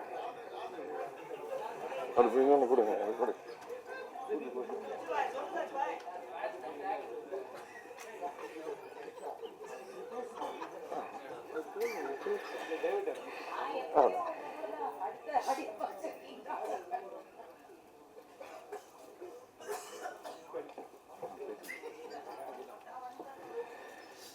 சரி, ஓகே. அண்ணனுக்கு ஒரு பெரிய நன்றி வந்து என்னை வாழ்த்ததுக்கு. ஸோ எல்லாரோட சப்போர்ட் எனக்கு கண்டிப்பாக வேணும். ரொம்ப நாளாக போராடிட்டு இருக்கேன், எல்லாருக்கும் தெரியும். இந்த படம் கண்டிப்பாக ஒரு ரொம்ப அருமையான படம், நல்ல படம். எல்லாரும் ரொம்ப ரசித்து வேலை செஞ்சு இந்த அளவுக்கு வந்திருக்கோம். ஸோ உங்ககிட்ட ரிக்வெஸ்ட் தான் பண்ண முடியும். இந்த படத்தை எந்த அளவுக்கு சப்போர்ட் பண்ணி எல்லா இடத்துலையும் கொண்டு போய் சேர்க்க முடியுமோ சேர்த்துக்கோங்க. என்னையும் கொஞ்சம் சப்போர்ட் பண்ணுங்க. நன்றி, வணக்கம். பாலிவுட் ஆர்டின்னு சொல்லிங்க, சுத்த தமிழ். இந்த படத்தில் வந்து ஒரு மாபெரும் வெற்றி அவருக்கு காத்துக்கிட்டு இருக்கு. அதுக்கு முழுக்க முழுக்க வெங்கடேஷ் சார் தான் சேரும். ரொம்ப கடுமையாக உழைச்சி அந்த படத்தை வந்து வெற்றிகரமாக முடிச்சு கொடுத்துருக்காரு. அவ்வளோ பெரிய வெற்றிகள்லாம் கொடுத்துட்டு வந்த வெங்கடேஷ் சார் வந்து அந்த படத்தை வந்து சத்யாவை ஒரு பெரிய மாற்றத்தை உருவாக்கியிருக்கு. இந்த படம் சாங் பார்க்கும்போதே உங்களுக்கு எல்லாருக்குமே தெரியும். ரொம்ப அழகான ஒரு படமாக இந்த படத்தை சத்யாவுக்கு அமைச்சு கொடுத்துருக்க வெங்கடேஷ் சாருக்கு ஒரு பாராட்டு சொல்லணும். காரணம், ஹீரோங்களால் தான் நிறைய படங்கள் வெளியே வர முடியாமல் நிற்கிறது. இப்படிப்பட்ட ஒரு ஹீரோலாம் உருவாக்க முடியாது தான் தமிழ் சினிமாவுக்கு ஒரு வரமாக இருக்குன்னு நினைக்கிறேன். சாங்கு பார்க்கும்போது விஷுவலாக படம் எடுக்கும்போது அதை பார்த்தேன், ரொம்ப அழகாக வந்துட்டு இருந்து. ஸோ இதில் பார்க்கும்போது ஷெரீன் வந்து இப்போ நடிச்சிருக்காப்புல ஒரு பொண்ணு போல இருக்கு. ஏன்னா பழைய ஹீரோயினியாவே தெரியல, இப்போ புது ஒரு ஹீரோயினே அப்படி இருக்குன்னா எல்லாரும் கேட்குறாங்க. எங்கள் ராஜா அண்ணன் பக்கத்தில் யார் ஹீரோயின் கேட்டார். அவ்வளோ அழகு அந்த பொண்ணு அழகா இந்த படத்தில் நடிச்சிருக்காங்க. இந்த 27க்கு எவ்வளோ பெரிய படங்கள் போட்டி போடுறதுன்னு உங்களுக்கு எல்லாருக்கும் தெரியும். ஏன்னா டெய்லி 2 ப்ரெஸ் சந்திச்சுட்டே இருக்கீங்க. ஒரு தயாரிப்பாளருக்கான அங்கீகாரம் எங்கே கிடைக்கும்னு சொன்னால் அந்த வெற்றி படத்தில் தான். இந்த எல்லா படமும் லாஸ்ட் வீக்கு ரிலீஸ் ஆகிருக்கிற படங்களும் வெற்றி படங்கள் தான். அதை மீறி வெளியில் இருக்க போஸ்ட் பார்க்கும்போது ஒரு கார்த்திக் படத்துக்கும் தில்ராஜாவுக்கும் தான் போட்டி கணக்காக ஒரு போஸ்ட் பார்க்கும்போது ஒரு லுக் இருந்தது. நேற்று நைட்டு ஒரு போஸ்ட் பார்க்குறேன்,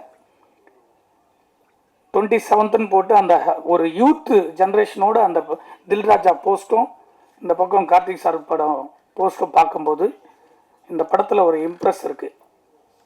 யூத் வந்து இந்த படத்தை பார்க்கணும்னு தோன்ற அளவுக்கு ஒரு இந்த கதையில் இருக்குது. மியூசிக் பார்த்துருப்பீங்க,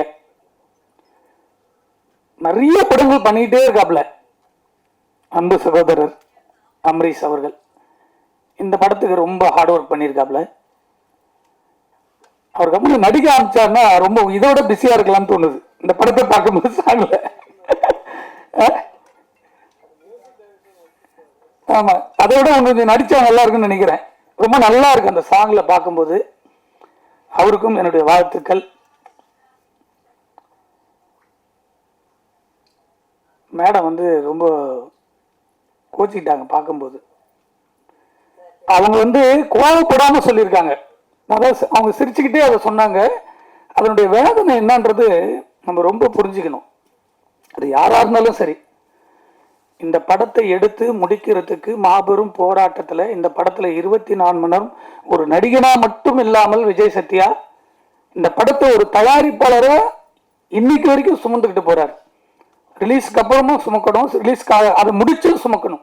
ஏன்னா அதனுடைய வழிகள் ஒவ்வொரு நாள் அந்த பணத்தை போட்டு போட்டு படத்தை வருமானு தெரியாம ஒரு நடிகனா பணம் வாங்கிட்டு ஜாலியாக சுத்துறத விட்டுட்டு ஒரு தமிழ் சினிமாவில் ஒரு படைப்பை தன்னை ஹீரோ வச்சு எடுக்கிற படத்தை தான் வெளியே கொண்டு வரணும்னு போராடக்கூடிய இப்படிப்பட்ட ஹீரோவெல்லாம் இருந்தாங்கன்னா தமிழ் சினிமா உச்சத்தில் இருக்கும். தயாரிப்பாளர்கள் வந்து நிம்மதியாக படுத்து தூங்கலாம். இப்ப தயாரிப்பாளர் யாருமே நிம்மதியா தூங்கல. எனக்கு தெரிஞ்சு ஒரு 6 மாசமா யாருமே நிம்மதியா தூங்கல.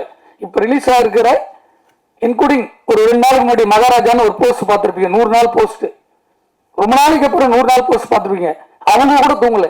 எவ்வளவு பெரிய வெற்றின்னு உங்களுக்கு தெரியும். அதை கடந்து அதுக்கு செலவு பண்ணியிருக்காங்க. ஆனா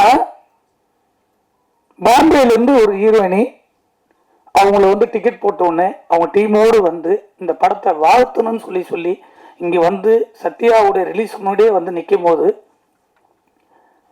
ரொம்ப நம்ம வந்து மகிழ்ச்சியாக பார்க்க வேண்டியதாக இருக்கு. ஆனால் இந்த படத்தில் சம்பளம் வாங்கிட்டு இந்த படத்திலே நடிச்சுட்டு இந்த படத்துக்கே வராமல் இருக்கிற ஒரு நடிகைகள் பார்க்கும்போது கோபத்தினுடைய உச்சத்துக்கு போக வேண்டியதாக இருக்கு. அவங்க தான் நடித்த படத்துக்கு டைலரில் இல்லைன்னொன்னே அவங்களுடைய ஆளுங்க அந்த உணர்வு இருக்கு, அது போட வேண்டியது கடமை. ஆனால் இந்த படத்துல முன்னுரிமை கொடுத்து நடிச்சிருக்கக்கூடிய சரின்னு அவங்களாம் காணாம போன ஆர்டிஸ்ட். அப்படி காணாம போன ஒரு ஆர்டிஸ்ட கூப்பிட்டு வந்து நடிக்க வச்சு எவ்வளவு பெரிய டைரக்டர். ஸோ இவர் வந்து ஹீரோவை நடிச்சிருக்காரு. இப்ப இந்த படங்கள் வரும்போது அவங்க 5 நாள் வந்து இங்க தங்கணும், தங்கி இந்த படத்தோட ரிலீஸுக்கு ப்ரொமோஷன் பண்ணணும். அதுதான் ஒரு ஆர்டிஸ்டுடைய கடமை. அதே போல சமுத்தியான ஒரு ஆர்டிஸ்ட் நடிச்சிருக்காங்க. போன் போட்டு கூட்டா வந்து நடிச்சிருந்தா ஒரு ஃபங்க்ஷனுக்கு வந்து இந்த படத்தை பற்றி பேசி இந்த படத்தில் நடிச்சிருக்க கேரக்டர் சொல்லி இதெல்லாம் நாங்கள் வாழ்ந்துருக்குன்னு சொல்லும்போது தான் அது வந்து ஆடியன்ஸுக்கு போய் தேரும் இந்த படத்தில் இவங்க நடிச்சிருக்கு. ஸோ இவ்வளோ விஷயம் இருக்குல்ல, அதில் ஒரு 100 பேர் பார்ப்பாங்க, அதில் ஒரு 50 பேர் தேட்டருக்கு வருவாங்க. ஸோ ஆடியன்ஸ் கிட்ட போய் சேரும். ஒரு கண்டென்ட் போய் சேர்றது எப்படி சேருது? அவங்களே அவங்க இருக்கிறவங்க வந்து சொல்லும் போது தான் சந்தோஷம். பெரிய டாப்ல இருக்க எல்லா நடிகருடைய படத்துக்கு வந்து நிற்கிறாங்க. நான் ஒவ்வொரு ஆடியோ ஃபங்க்ஷன் சொல்ல எல்லா டாப்ல இருக்க ஹீரோங்களாம் வந்து நின்று ரஜினி சார்லாம் இப்போ லாஸ்ட் படத்துலாம் வந்து பேசும்போது சந்தோஷமா இருக்கு. ஆனா இப்ப அப்கமிங்ல வரப்போ ஒரு படத்துக்கு இவங்கெல்லாம் வந்து சமித்தியா அந்த பக்கம் இவங்கெல்லாம் ஒரு ஆர்டிஸ்ட் கூட வரலன்னா யாருமே வந்து சும்மா நடிக்கல. ஒரு தயாரிப்பாளருடைய படத்துக்கு எதுக்கு வராங்க? பணம் வாங்கிட்டு தான் நடிக்கிறீங்க. பணம் கொடுக்கலன்னா உடனே கம்ப்ளைண்ட் பண்றீங்க நடிகர் சங்கத்துக்கு. பணம் கொடுக்கறதையும் விட மாட்டேன்றீங்க. ஒரு தயாரிப்பாளரை உங்களுக்கு பணத்தையும் கொடுத்து முடிச்சிடறோம், படத்தையும் உங்களுக்கு கௌரவத்தை கொடுத்து நடிக்க வைக்கிறோம். அந்த படத்துக்கு வந்து ப்ரொமோஷன் கொடுக்கலன்னா யாருக்கிட்ட கேட்பாங்க? தயாரிப்பாளர்.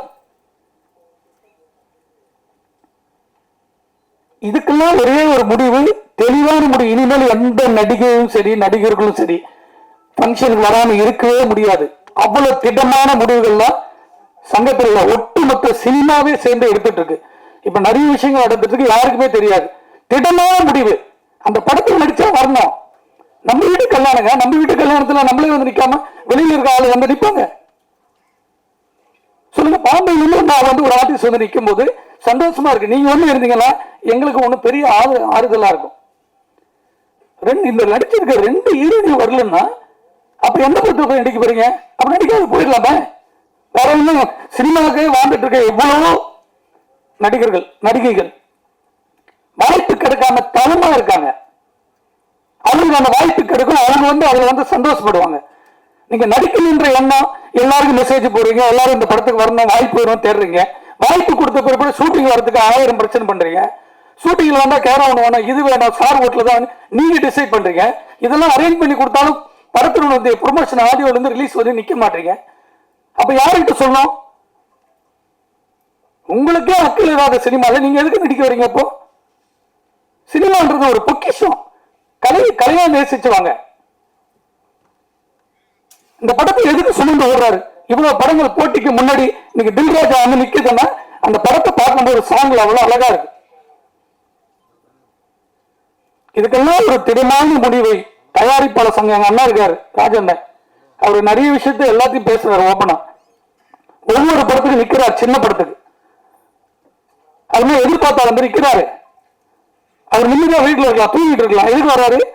சினிமாவை இந்த கலையை நேசிச்சு நேசிச்சு இந்த சினிமா தான் நம்மளுக்கு சோறு போடுன்ற ஒரு ஆனந்தமும் அன்பும் தான் இங்க வந்து நிக்கிறாரு. வெங்கடாசர் தெரியும், அவர் கொடுக்காத இட்டா எவ்வளவு இட்டு கொடுத்திருக்காரு. அவர் படத்துல நீங்க வந்து நிக்க மாட்டீங்கன்னா அப்ப வேற எந்த படத்துல நிப்பீங்க? ஒரு புது படத்தினுடைய டைரக்டர் படத்துல நீங்க எப்படி வந்து நிப்பீங்க? தமிழ் சினிமாவில் மட்டும்தான் தயாரிப்பாளர்கள் வந்து யாரும் கேட்க மாட்டாங்கன்ற ஒரு தைரியத்திலே சுத்துறாங்க. தயாரிப்பாளர் இல்லைன்னா சினிமாவில் யாருமே இருக்க முடியாதுன்றது யாருக்குமே இன்னும் புரியல. அது சொல்லிட்டே இருக்காங்க, பேசிட்டே இருக்காங்க, போயிட்டே இருக்காங்கன்னு நினைக்கிறாங்க. எல்லாத்துக்கும் ஒரே முடிதான். ஒரு ஸ்ட்ரைக்ல 1,00,000 பேர் சாப்பாடு இல்லாம அலைவாங்க சினிமால.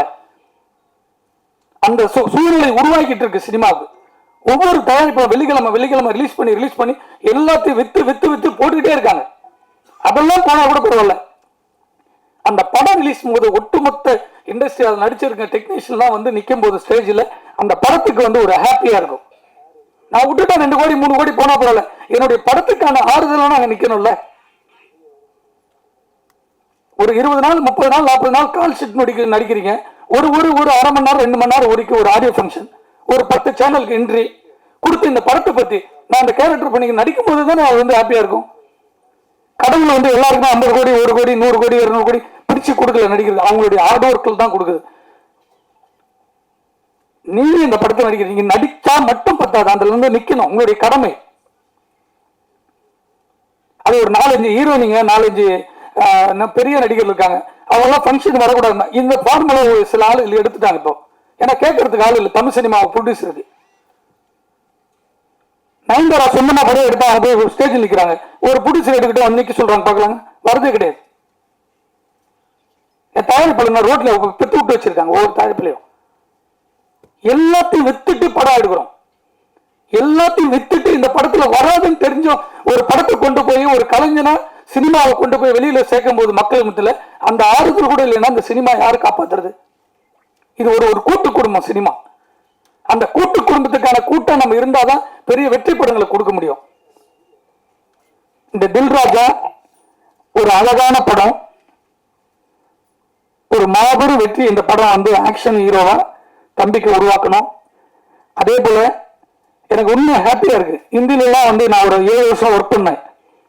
ஒரு ஆர்டிஸ்ட் பிளான் பண்ணிட்டாங்கன்னா அந்த ப்ராசஸ் அப்படியே வந்து பக்கவா இருக்கும். ஷூட்டிங் டைம்னா ஷெட்யூல் போட்டாங்க, ஸ்பாட்ல இருப்பாங்க. 4 மணி நேரம்னா வேற எதை பத்தியும் போய் யோசிக்க மாட்டாங்க, அதை ஸ்கிரிப்ட்ல தான் இருப்பாங்க. நான் சொல்றது அமிதாப் பச்சன் உட்பட. அவர் வந்து உட்காந்துட்டாருன்னா ஸ்டேஜில் வேற எதுவுமே பண்ணுமா, அந்த ஸ்கிரிப்ட் மட்டும் தான் யோசிப்பாரு. பெரிய டாப் இருக்கு ஆர்டிஸ்ட், ஹீரோயினி கூட உட்பட. இங்க மட்டும்தான் இப்படி சினிமாவில் வரும்போது கேரளாவில் கிளீனா இருக்கான்னு கேட்கறது, ஸ்டார் ஹோட்டல் ரூம் இருக்காது. நம்ம எதுக்கு வரோம்? பீச்சில் போய் நான் தண்ணியில் குளிக்க போறேன், அப்ப எதுக்கு அங்கே கேரளா? அந்த கதைக்கு என்ன தேவை? அதோட ஒன்றி வீட்டுக்கு போனா நம்ம நிம்மதியா இருக்க போறோம், குளிச்சுட்டு எல்லாருமே தண்ணி தான் தலைமையில ஒத்த போறோம். ரொம்ப வேதனையா இருக்கு. ஒரு ஃபங்க்ஷன் கூட சின்ன படத்துக்கு ஆர்டிஸ்ட் வரல, யாருமே வரலன்னா அந்த கதைக்காக சுமந்துக்கிட்டு போற ஒரு தயாரிப்பாளர், ஒரு ஹீரோ, ஒரு டைரக்டர் தான். ஹீரோ வரதே இல்லை சின்ன ப்ராஜெக்ட்லாம். சட்டியாவே வந்து அந்த ஃபீல் பண்ணி தன்னை உருவாக்கணும்னு வந்து நிற்கும் போது வேதனையா இருக்கு. அவர் பின்னாடி வந்து ஹீரோயினிங் வந்து நிக்கணும் போடும். அவங்க படம் தானே இது. இந்த படம் வெளியே வந்து அவங்க 10 ப்ரொடியூசர் தெரியவே தெரியாது. ஏன்னா அவங்க டார்ச்சர் பண்ண தெரியாது அந்த ப்ரொடியூசருக்கு. 10 பேர் அட்வான்ஸ் கொடுத்துட்டு போவாங்க, 5 லட்சம் 10 லட்சம்னு. இந்த சினிமா தானே உருவாக்குது. இந்த சினிமாவை காப்பாற்ற வேண்டியது எங்க அண்ணா இருக்காரு. ஒரு நல்ல முடிவு எடுத்து ஒட்டுமொத்த சினிமா வந்து வலுவான ஒரு திட்டத்தோடு போயிட்டு இருக்கு. இது ஒரு மாபெரும் வெற்றி பெற அமைய வேண்டும் என்று உங்கள் அனைவரையும் நன்றியோடு வாழ்த்துகிறேன். நன்றி, வணக்கம்.